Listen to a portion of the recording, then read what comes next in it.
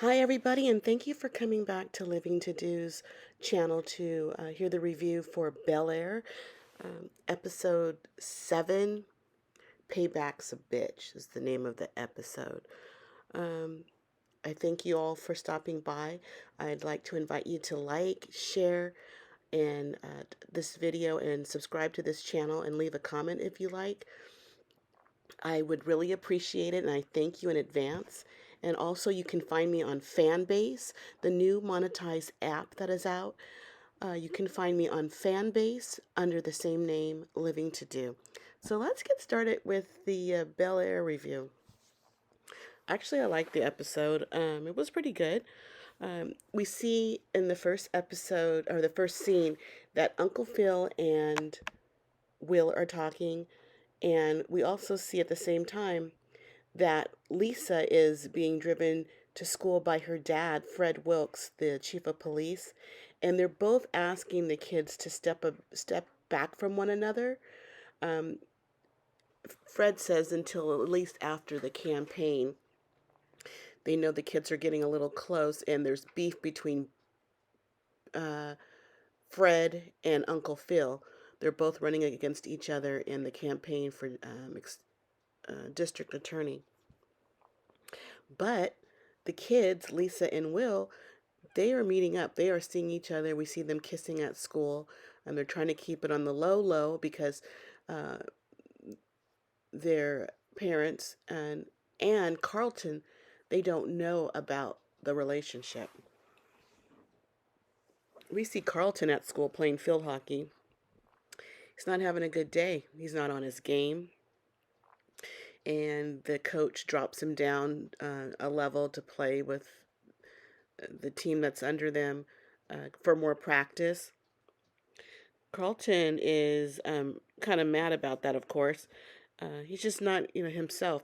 And Connor, his friend, he says, has a real smart aleck racial remark to Carlton. He says, in field hockey, he says, "This is one sport they can't take from us." And this is his friend. They're not really your friends, those little privileged rich kids. Um, and so Carlton, he's out on the field and he's practicing hard and he's gaming for for Connor for those remarks that he says. He came at him hard. He threw him on the ground in the field hockey practice, and he so hard that he broke Connor's wrist. Connor deserved it. Retaliation. Connor and whoever else threw Carlton's items in the boys' locker room shower. So of course Carlton is upset. He runs into Will and he tells him all this. And he's noticing that he's being treated differently now because of this incident. I think Connor's gotten the team and other people to go against Carlton. He's being ostracized. um, so Will has the great idea to throw him a party to cheer him up. So he's planning a party. Meanwhile, Aunt Viv and Uncle Phil are talking to their campaign manager, Steve. And in the discussion, Aunt Viv finds out that Uncle Phil took money out of their account for the campaign, and Aunt Viv was unaware, and that kind of upsets her. She's thinking for herself now. She wants to do something for herself.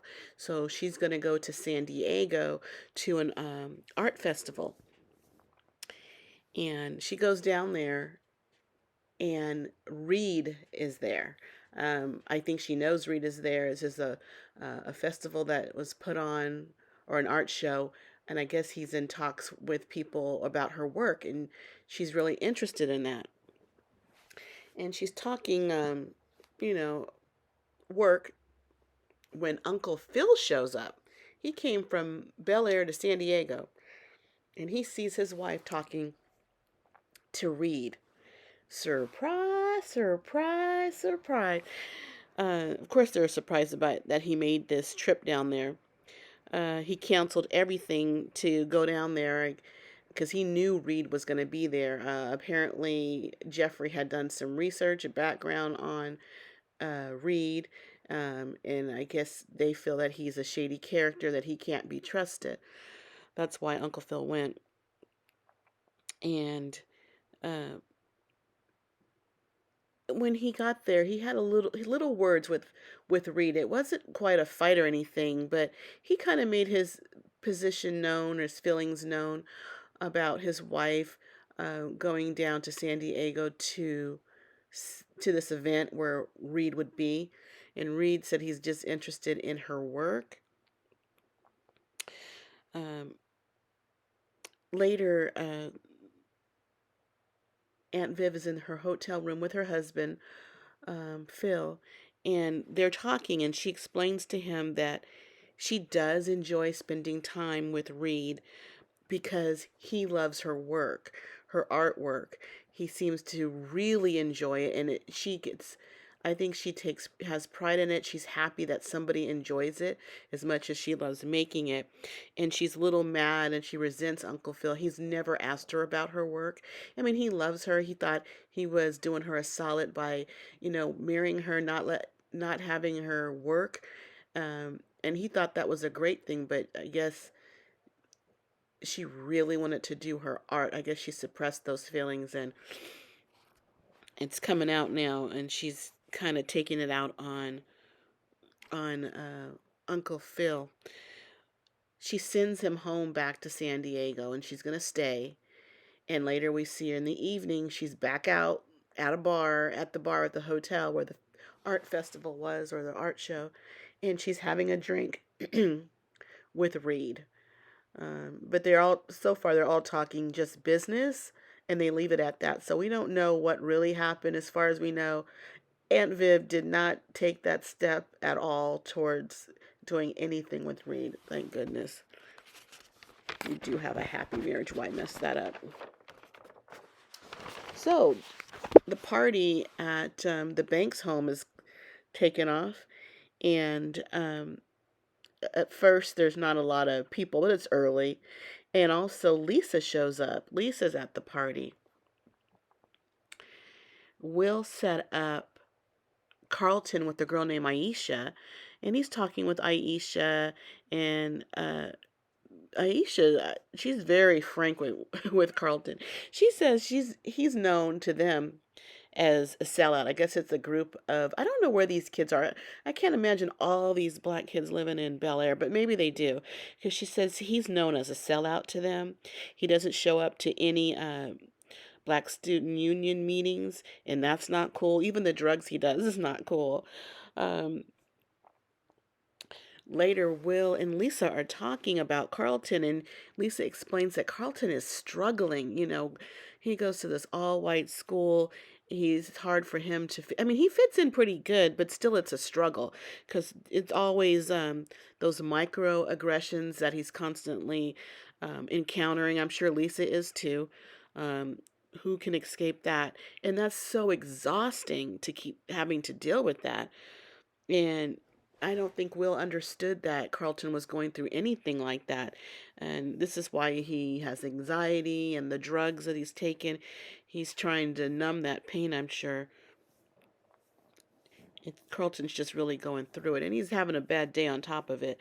Um, Lisa and Will are in Will's bedroom, and she keeps inquiring about why Will came to Bel Air.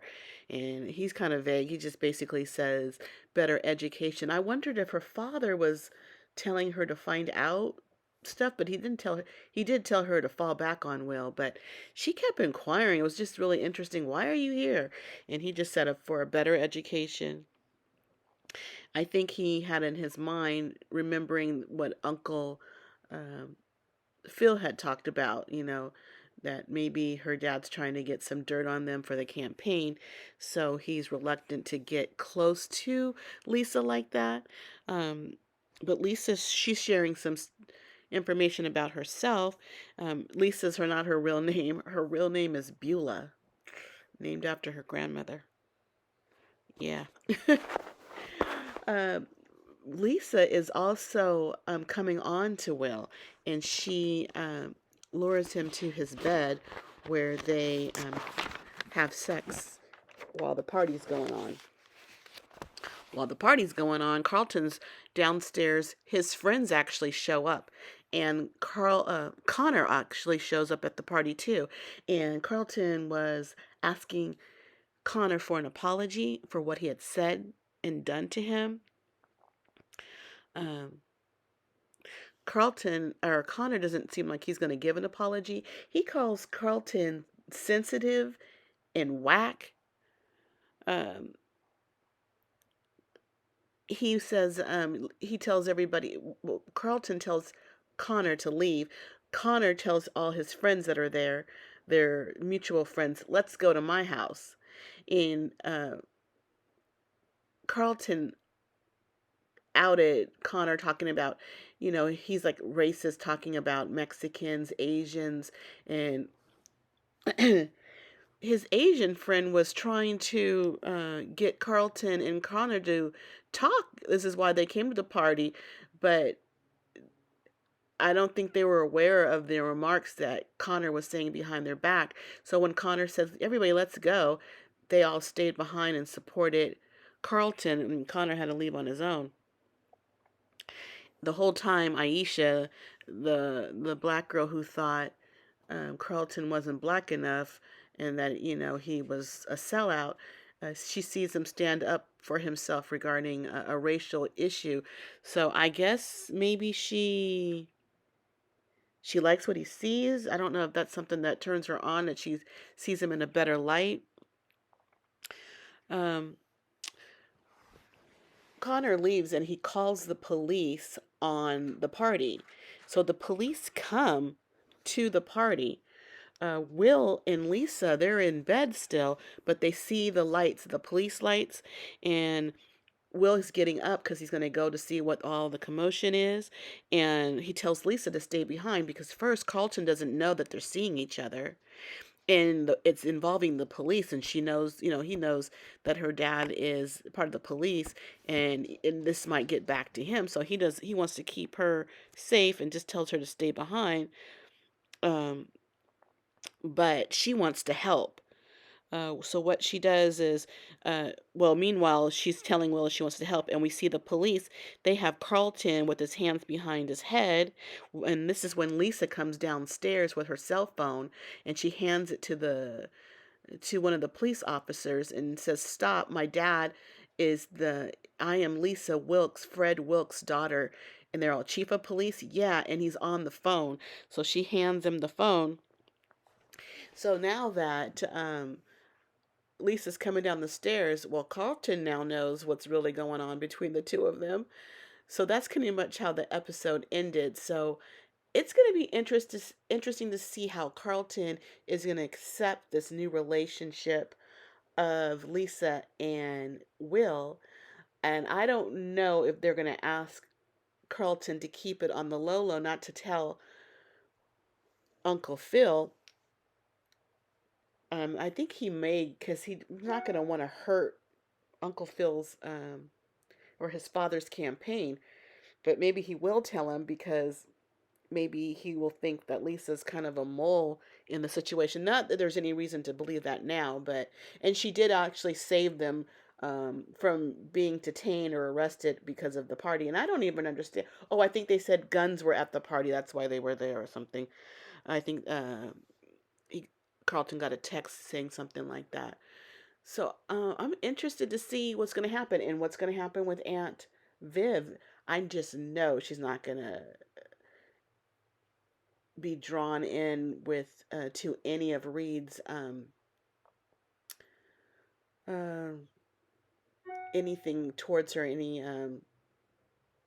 anything sexual towards her or towards him. I hope that doesn't happen. But then it wouldn't be all that interesting. But we just have love for Aunt Viv, and we don't want to see that happen. Anyway, that's it for this review. That's everything I have for episode 7. I'll be back for the review next week, episode 8. But for now, that's it. And I gotta go because I got living to do. Thanks. Bye.